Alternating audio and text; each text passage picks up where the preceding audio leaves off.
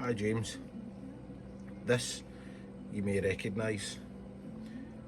I saw you attempting this a couple of weeks ago, and so this is my take on it of how to recut the saw teeth. So what this is that is the back from one of these cheap hard-point backhoe tenon saws. In actual fact, it fits perfectly over the hacksaw blade.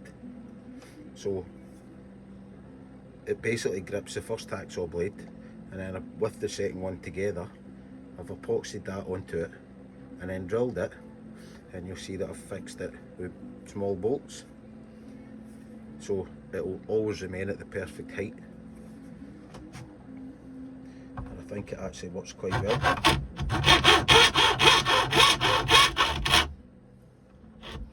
Really pleased with it.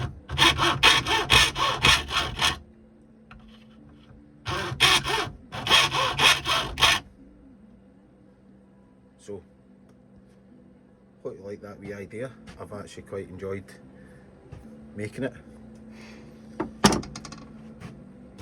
Hope to see you in another video. See you later.